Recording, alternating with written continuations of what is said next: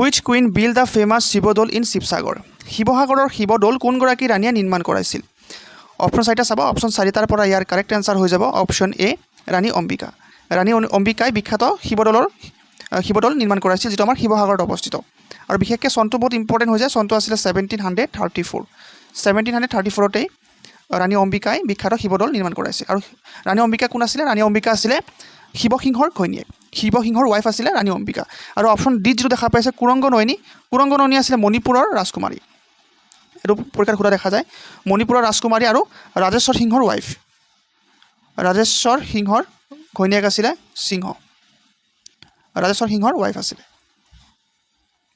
Next প্ৰশ্ন চাওঁ পানীপথৰ প্ৰথম যুদ্ধ কোনটো বছৰত হৈছিল তো পানীপথৰ প্ৰথম যুদ্ধ হৈছিলে অপশ্যন এ হৈ যাব কাৰেক্ট এনচাৰ 1526 চনত আৰু লগতে মনত ৰাখিব পানীপথত টোটেল 3খন যুদ্ধ হৈছিল 3খনকৈ যুদ্ধ হৈছিল পানীপথত বিখ্যাত পানীপথত তো প্ৰথমটো 1526 চনত কাৰ মাজত হৈছিলে এইখিনিও জানিব লাগিব এটা আছিলে বাবৰ ভাৰ্চেছ ইব্ৰাহিম লোডি মই আইএল সৰুকৈ লিখিছোঁ ইব্ৰাহিম লোডি আৰু ছেকেণ্ডটো কেতিয়া হৈছিলে 1556 অপশ্যন বি যিটো দিয়া আছে এইটো ছেকেণ্ড টাইম হৈছিলে এইটো কাৰ মাজত হৈছিলে এইটো আছিলে হেমচন্দ্ৰ বিক্ৰমাদিত্য ভাৰ্চেছ আকবৰ এই দুজনৰ মাজত হৈছিলে আৰু 3 নম্বৰটো কেতিয়া হৈছিলে 1761 মানে অপশ্যন চি যিটো দিয়া আছে সেইটো তেতিয়া হৈছিলে আৰু এইটো আহমেদ শ্বাহ আব্দালী আৰু মাৰাঠাসকলৰ মাজত হৈছিলে আৰু যিটো অপশ্যন ডি যি আছে 1530 এইটো বেলেগ একো নহয় এইটো বাবৰৰ মৃত্যু হৈছিলে মানে এই যে বাবৰ আছিলে বাবৰৰ মৃত্যু হৈছিলে 1530 চনত তো এই চনখিনিও মনত ৰাখিব পাৰিলে নেক্সট প্ৰশ্ন বল্লভভাই পেটেলক চৰ্দাৰ উপাধি কোনে প্ৰদান কৰিছিল তো আমি জানো চৰ্দাৰ বল্লভভাই পেটেল তো তেওঁক এই চৰ্দাৰ উপাধি কোনে দিছিলে তো ইয়াৰ কাৰেক্ট আনচাৰ হৈ যাব অপশ্যন চি ওমেন অফ বাৰদলি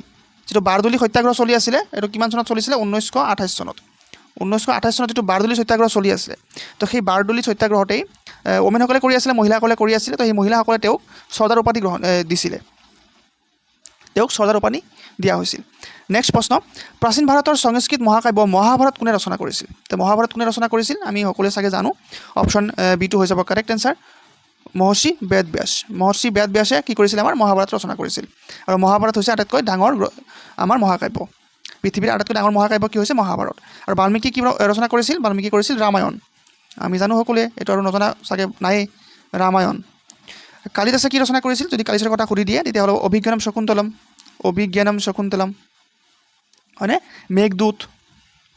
মেঘদূতো তেওঁ ৰচনা কৰিছিল তুলসীদাসে কি ৰচনা কৰিছিল ৰামচৰিত্ৰ মানস ইয়াত জেগা হোৱা নাই মই লিখা নাই তো মই কৈ দিছোঁ ৰামচৰিত্ৰ মানস তুলসীদাসে লিখিছিলে তো আমি বাকীখিনি জানিব লাগিব নেক্সট প্ৰশ্ন ডক্টৰ মাইলছ ব্ৰনছনৰ দ্বাৰা সংকলিত প্ৰথমখন অসমীয়া ছপা অভিধান কি আছিল প্ৰথমখন অসমীয়া ছপা অভিধান মানে compile dictionary printed dictionary compile হয় তো ইয়াৰ কাৰেক্ট এনচাৰটো হৈ যাব option C A dictionary in Assamese and English যিটো আমাৰ 1867ত আপোনালোকে দেখাই পাই আছে 1867ত এইটো আমাৰ প্ৰকাশ পাইছিলে আৰু এইটো আছিলে প্ৰথমটো অসমীয়া ছপা অভিধান যিটো কোনে লিখিছিলে ডক্টৰ মাইলছ ব্ৰনছনে a dictionary in Assamese and English language আৰু হেমকোষ কোনে লিখিছিলে হেমচন্দ্ৰ গোস্বামী আমি জানো হেমচন্দ্ৰ গোস্বামীদেৱে কি লিখিছিলে তেওঁ লিখিছিলে আমাৰ হেমকোষ নেক্সট 6 নম্বৰ প্ৰশ্ন ঐতিহাসিক অসমীয়া আলোচনী জোনাকীৰ প্ৰথম সম্পাদক কোন আছিল তো জোনাকী আলোচনীৰ প্ৰথম সম্পাদক কোন আছিলে অপশ্যন 4টাৰ পৰা ইয়াৰ কাৰেক্ট এনচাৰ হৈ যাব অপশ্যন এ চন্দ্ৰকুমাৰ আগৰৱালাদেৱ আছিলে প্ৰথমগৰাকী সম্পাদক জোনাকীৰ প্ৰথমগৰাকী সম্পাদক এইটো মনত ৰাখিব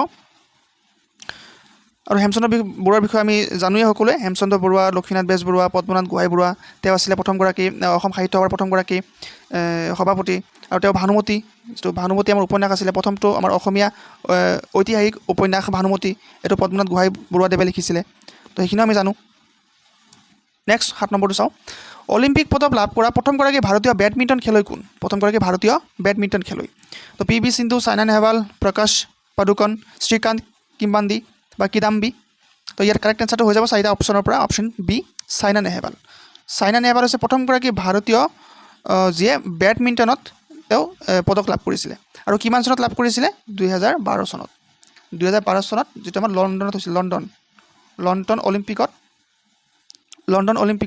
ব্ৰঞ্জ মেডেল পাইছিলে সাইনা নেহৱালে আৰু পি ভি সিন্ধিয়ে কেতিয়া পাইছিলে 2016 চনত পাইছিলে তোমাৰ আপোনাৰ চিলভাৰ পাইছিলে 2020ত পাইছে 2020ত ব্ৰঞ্জ পাইছে এনেকৈ পাইছিলে নেক্সট প্ৰশ্ন ভাৰতে প্ৰথমবাৰৰ বাবে কোনটো বছৰত এছিয়ান গেমছ আয়োজন কৰিছিল তো প্ৰথমবাৰৰ কাৰণে কেতিয়া এছিয়ান গেম আয়োজন কৰিছিল অপশ্যন 4টা দিয়া হৈছে ইয়াৰ পৰা কাৰেক্ট এনচাৰ হৈ যাব অপশ্যন এ 1951ত ভাৰতত প্ৰথমবাৰৰ কাৰণে এছিয়ান গেম আয়োজন কৰা হৈছিল আৰু ক'ত হৈছিলে ভাৰতৰ নিউ দিল্লী আমাৰ ৰাজধানী নতুন দিল্লীত হৈছিলে আৰু 1962ত ক'ত হৈছিলে 1962 হৈছিলে জাকাৰ্টা ক'ত আছে জাকাৰ্টা আছে ইণ্ডোনেছিয়াৰ কেপিটেল হয় জাকাৰ্টা আৰু 1982ত ক'ত হৈছিলে এগেইন আমাৰ ইণ্ডিয়াত হৈছিলে দিল্লীত হৈছিলে দিল্লীত মানে এইটো ছেকেণ্ড টাইম আছিলে ইণ্ডিয়াৰ ছেকেণ্ড টাইম এছিয়ান গেম প্ৰথমটো কেতিয়া হয় 1951 আৰু 1990ত ক'ত হৈছিলে 1990ত হৈছিলে আমাৰ বেইজিং ক'ত আছে বেইজিং হৈছে চাইনাৰ ৰাজধানী চীনৰ ৰাজধানী বেইজিং আৰু তাতে অনুষ্ঠিত হৈছিলে তো এইখিনি স্ক্ৰীণত মাৰি ৰাখিব নহ'লে লিখি ৰাখিব নেক্সট প্ৰশ্ন ভাৰতৰ মুখ্য ন্যায়াধীশক কোনে গ্ৰহণ কৰায় ভাৰতৰ মুখ্য ন্যায়াধীশ মানে চিফ জাষ্টিছ অফ ইণ্ডিয়া আৰু বৰ্তমান ভাৰতৰ চিফ জাষ্টিছগৰাকী কোন হয় সেইটো আপোনালোকে কমেণ্ট কৰি জনাবচোন পাৰিলে আৰু তেওঁক কোনে শপত বাক্য পাঠ কৰোৱায় এইটো সুধিছে তো ইয়াৰ কাৰেক্ট এনচাৰটো হৈ যাব option A president of India মানে ভাৰতৰ ৰাষ্ট্ৰপতিয়ে একৰ্ডিং টু আৰ্টিকেল মানে অনুচ্ছেদ একৰ্ডিং টু আৰ্টিকেল 124 অনুচ্ছেদ অনুযায়ী বা অনুসৰি ভাৰতৰ ৰাষ্ট্ৰপতিয়ে মুখ্য ন্যায়াধীশক শপত বাক্য পাঠ কৰোৱায় নেক্সট প্ৰশ্ন 10 নম্বৰ প্ৰশ্ন কোনটো সংবিধানৰ সংশোধনীক ক্ষুদ্ৰ সংবিধান অৰ্থাৎ মিনি কনষ্টিটিউশ্যন বুলি কোৱা হয় তো মই আপোনালোকক অলৰেডি কৈছিলোঁ যে যদি পলিটিৰ ওপৰত ভালকৈ ক্লাছ লাগে মই এটা ভিডিঅ' দিছোঁ ভালকৈ 50 মিনিটৰ এটা ক্লাছ চালে আপোনালোকে ভাৰতৰ সংবিধানৰ ওপৰত যেনেকুৱা প্ৰশ্ন নাহক কিয় ভালকৈ পাৰিব তো মোৰ চেনেলত গৈ পেলাই ভাৰতৰ সংবিধান বুলি ভিডিঅ' এটা আছে 50 মিনিটৰ ভিডিঅ' তো এইটো চাব পাৰে ভালকৈ ভিডিঅ'টো চালে নিজে গম পাব কিমানখিনি ইম্পৰ্টেণ্ট হয় ভিডিঅ'টো এইটো ভিডিঅ' চোৱাৰ পিছত পলিটিৰ পৰা যেনেকুৱা প্ৰশ্ন নাহক কিয় আপুনি 100% পাৰিব তো ইয়াৰ কাৰেক্ট এনচাৰটো হৈ যাব অপশ্যন এ মই এইটো ভালকৈ বুজাইছোঁ 42nd এমেণ্ডমেণ্ট কি হয় কেতিয়া কৰিছিল কিয় কৰিব লগা হ'ল তো ভালকৈ বুজাইছোঁ তো 42nd এমেণ্ডমেণ্ট যিটো আছিলে সেইটো আমাৰ তাক আমি ক্ষুদ্ৰ সংবিধান বুলি কওঁ ঠিক আছে আৰু তাত এইটো সংশোধনীৰ দ্বাৰা 3টা শব্দ এড কৰা হৈছিলে ভাৰতৰ সংবিধানত যেনেকৈ ছ'চিয়েলিষ্ট মানে হৈছে সমাজবাদী এটা হৈছে ছেকুলাৰ হৈছে ধৰ্ম নিৰপেক্ষ আৰু হৈছে ইণ্টিগ্ৰিটি তো এই 3টা শব্দ এড কৰা হৈছিলে এইটো মনত ৰাখিব আৰু বাকীখিনি আমি জানিব লাগিব কাৰণ বাকীখিনি সমানে ইম্পৰ্টেণ্ট হৈ যায় যিটো 44 যিটো এমেণ্ডমেণ্ট আছে সেইটো আমাৰ 1978ত হৈছিলে ঠিক আছে আৰু তাত কি কৰা হৈছিল তাত ৰাইট টু প্ৰপাৰ্টি আঁতৰাই দিয়া হৈছিল মানে সম্পত্তিৰ অধিকাৰ সেইটো তাৰ পৰা আঁতৰাই দিয়া হৈছিল আগতে মৌলিক অধিকাৰ 7টা আছিলে বৰ্তমান 6টা আছে তো সেই এটা যিটো আঁতৰোৱা হৈছিল যিটো আছিলে সম্পত্তিৰ অধিকাৰ তো সেইটো এই 44 এমেণ্ডমেণ্টৰ যোগেদি আঁতৰাই দিয়া হৈছিল আৰু যিটো অপশ্যন চিত দিয়া আছে 73rd এমেণ্ডমেণ্ট সেইটো আমাৰ কি কৰা হৈছিলে সেইটো আমাৰ পঞ্চায়ত এড কৰা হৈছিল পঞ্চায়তী ৰাজ ব্যৱস্থা সেইটো আমাৰ ইণ্ট্ৰডিউচ কৰা হৈছিলে মনত থাকিব আৰু যিটো 86ম আছে এইটো 21A আৰ্টিকেল 21A মানে শিক্ষাৰ অধিকাৰ 6 বছৰৰ পৰা 14 বছৰ বয়সৰ প্ৰত্যেকগৰাকী শিশুকে বিনামূলীয়া শিক্ষা দিব লাগিব এইটো বাধ্যতামূলক হয় তো এই যিটো আমাৰ শিক্ষাৰ অধিকাৰ এইটো আমাৰ 86ম সংশোধনীৰ দ্বাৰা এড কৰা হৈছিল ভাৰতৰ সংবিধানত তো এই বস্তুখিনি মনত ৰাখিব আৰু সেই ভিডিঅ'টো চাই ল'ব য'ত আপোনালোকে ভালকৈ বুজি পাব তাৰ লগতে মই এটা বস্তু কৈ দিওঁ যদি আপোনালোকৰ PDF লাগে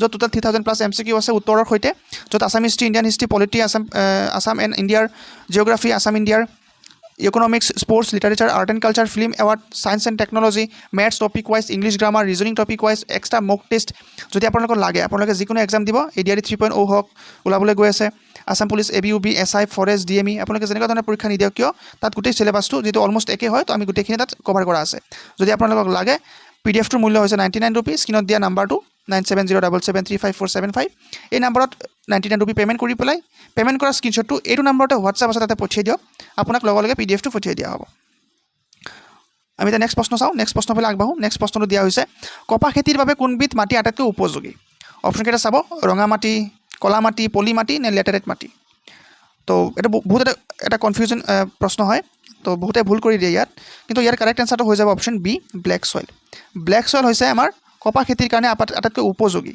আৰু ব্লেক ছইল বা ক'লা মাটি কেনেকৈ সৃষ্টি হয় ভলকেনো মানে আগ্নেয়গিৰি উদগিৰণৰ দ্বাৰা যিটো আমাৰ মাটিৰ সৃষ্টি হয় সেইটো হৈছে ব্লেক ছইল আৰু সেইটোত আমাৰ কপাহ খেতিৰ কাৰণে বহুত উপযোগী আৰু ক'ত পোৱা যায় মেইনলি পোৱা যায় ছাপ'জ মহাৰাষ্ট্ৰত মেইনলি পোৱা যায় গুজৰাটটো মনত ৰাখিব গুজৰাট MP মানে মধ্যপ্ৰদেশ তাত বেছিকৈ আমি ব্লেক ছইল দেখিবলৈ পাওঁ গম পালোঁ তো ৰঙা মাটি কি হয় এইখিনি মই কৈ দিওঁ ৰঙা মাটি তাত আমাৰ বাজৰা আপোনালোকে চাগে নাম শুনিছে বাজৰা হৈ গ'ল ৰাগী এইবিলাক খেতি ভালকৈ হয় আৰু ক'ত পোৱা যায় মেইনলি তামিলনাডু কৰ্ণাটকা অন্ধ্ৰপ্ৰদেশ এইবিলাক এৰিয়াত ৰেড ছইল বেছিকৈ পোৱা যায় আলুবেল ছইল মানে পলসুৱা মাটি গংগা ব্ৰহ্মপুত্ৰ সমভূমিত বেছিকৈ পোৱা যায় য'ত ধান গম মৰাপাট এইবিলাক বেছিকৈ হয় আৰু যিটো অপশ্যন দি আছে লেটেৰেট ছইল এইটো ক'ত পোৱা যায় য'ত বেছিকৈ বৰষুণ হয় হেভি ৰেইনফলৰ কাৰণে লেটেৰেট মাটি সৃষ্টি হয় য'ত কফি ৰবৰ চাহ এইবিলাক খেতি বেছিকৈ হয় আৰু এইবিলাক কেৰেলা আমাৰ অসমৰ কিছু অংশ তাতো আছে আমাৰ লেটেৰেট চইল।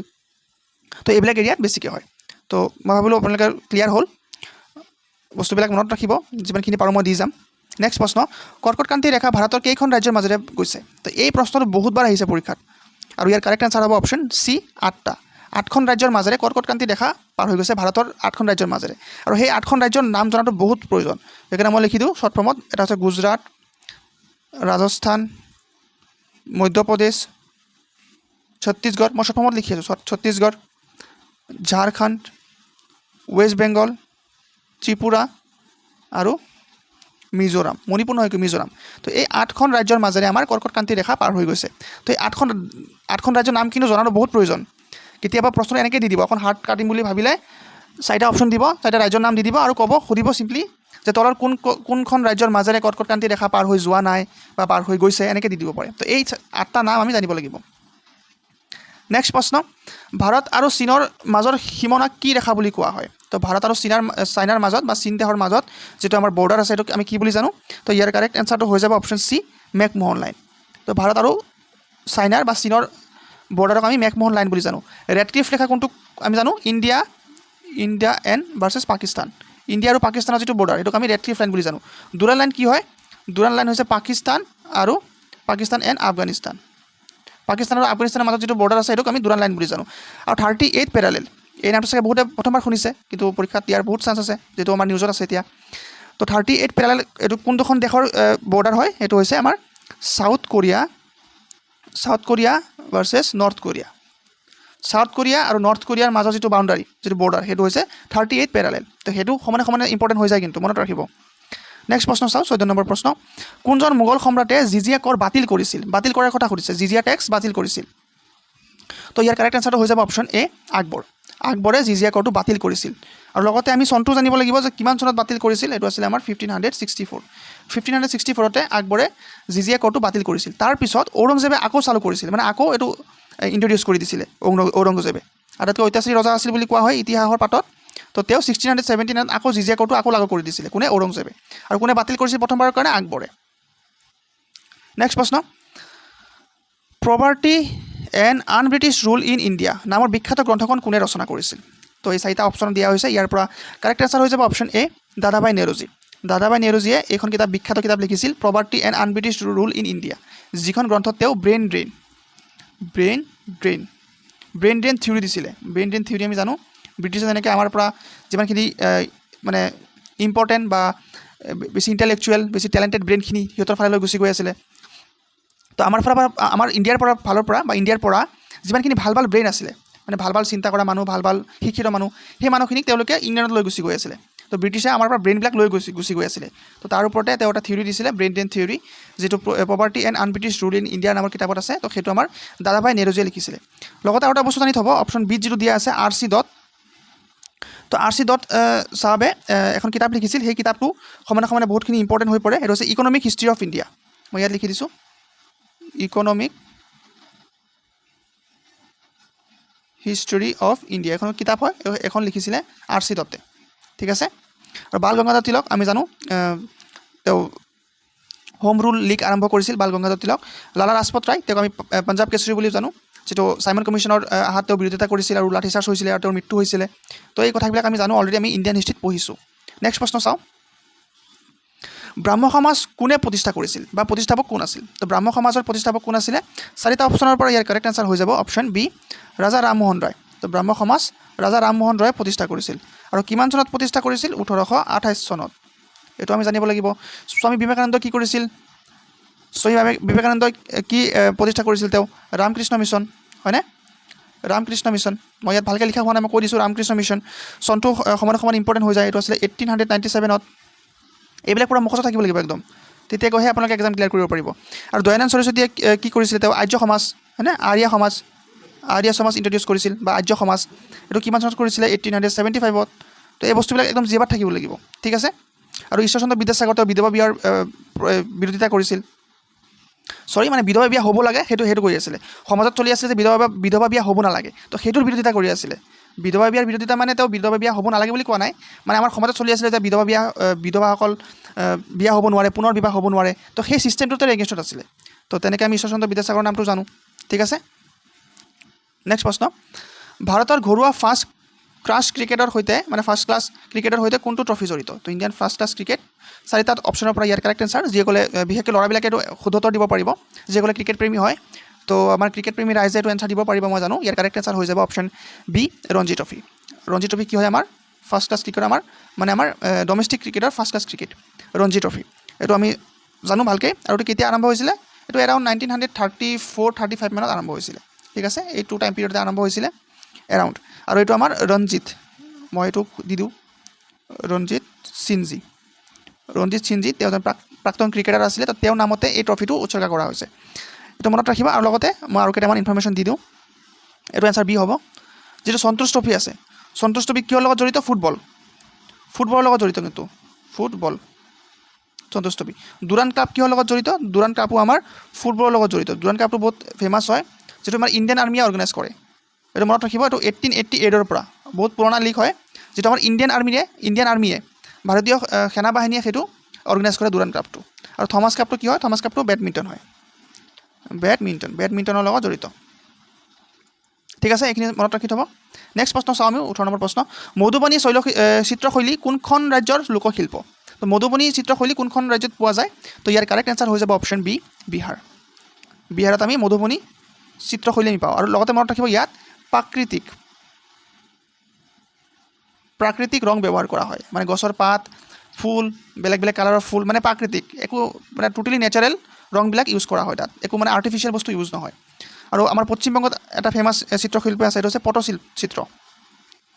পটচিত্ৰ ক'ত পোৱা যায়? পটচিত্ৰ পোৱা যায় ৱেষ্ট বেংগলত, মানে পশ্চিমবংগত। ঠিক আছে, নেক্সট চাওঁ আমি, হৰ্ণবিল উৎসৱ উত্তৰ পূৰ্বাঞ্চলৰ কোনখন ৰাজ্যত প্ৰতি বছৰে পালন কৰা হয়? তো হৰ্ণবিল বহুত ফেষ্টিভেল, এইটো হৰ্ণবিল ফেষ্টিভেল কি বুলি কোৱা হয়?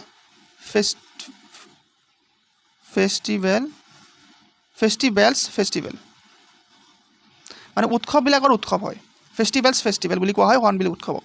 আৰু এইটো ক'ত পালন কৰা হয়? অপশ্যন বি হ'ব কাৰেক্ট এনচাৰ, নাগালেণ্ডত আমাৰ হৰ্ণবিল উৎসৱ পালন কৰা হয়। এইটো মনত ৰাখিব। বাকী আৰু মই কেইটামান কৈ দিওঁ, সেইখিনি ইম্পৰ্টেণ্ট হৈ পৰে। কাৰণ অকল এনেকুৱা নহয় যে হৰ্ণবিলটো সুধিব, হয়তো মণিপুৰৰ বিষয়ে সুধি দিব পাৰে যে চাংঘাই ফেষ্টিভেল ক'ত হয়, তেতিয়াতো আপোনালোকে নোৱাৰা হৈ যাব। তো চাংঘাই ফেষ্টিভেল ক'ত হয়? চাংঘাই ফেষ্টিভেল মণিপুৰত হয়। মেঘালয়ত কি হয়? মেঘালয়তো বহুতবাৰ সুধিছে, ৱাংগালা ফেষ্টিভেল ক'ত হয়? মেঘালয়ত হয়। অৰুণাচলত কি হয়? অৰুণাচলত কেইবাটাও হয়। তো লোচাৰ ফেষ্টিভেল আমাৰ অৰুণাচলত অনুষ্ঠিত হয়। তো আমি এইখিনিও জানিব লাগিব। ঠিক আছে, নেক্সট প্ৰশ্ন, আৰু আজি ভিডিঅ'ৰ শেষৰ প্ৰশ্ন, ৰাষ্ট্ৰপতিয়ে ৰাজ্যসভালৈ কেইগৰাকী সদস্য মনোনীত কৰে? তো ৰাষ্ট্ৰপতিয়ে কেইগৰাকী সদস্য ৰাজ্যসভালৈ নমিনেট কৰি দিয়ে? তো ইয়াৰ শুদ্ধ উত্তৰটো কি হ'ব? আপোনালোকে কমেণ্ট কৰি কমেণ্ট বক্সত জনাব। কাৰণ এই প্ৰশ্ন মই আগতে বহুতবাৰ কভাৰ কৰাইছোঁ, আৰু মোৰ বিশ্বাস আপোনালোকে জানিব। ঠিক আছে, আজি আমি আমাৰ যিটো চিৰিজ চলি আছে তাৰ 6 নম্বৰ ভিডিঅ'টো লৈ আহিছোঁ। 6th ভিডিঅ' আছিলে আমাৰ। টোটেল 20টা প্ৰশ্ন, 20টাৰ পৰা আপুনি কিমানটা শুদ্ধ উত্তৰ দিলে সেইটো কমেণ্ট বক্সত জনাব। ঠিক আছে, আৰু যদি আপোনালোকে আজি ভিডিঅ'ৰ PDF টো লাগে, মই ডেছক্ৰিপশ্যনত হোৱাটছআপ গ্ৰুপৰ লিংকটো দি দিছোঁ, তাতে আপোনালোকে জইন হৈ লওক। তাতে মই আজি ভিডিঅ'ৰ PDF টো এভেইলেবল কৰাই দিম ফ্ৰীতে। আৰু যদি ভিডিঅ'টো ভাল পালে, ভিডিঅ'টো লাইক কৰক, শ্বেয়াৰ কৰক লগৰ বন্ধু বান্ধৱীসকলৰ লগত, আৰু কমেণ্ট কৰক। লগ পাম নেক্সট আৰু এটা ভিডিঅ'ত। আজিৰ কাৰণে ইমানখিনি আছিলে, ধন্যবাদ।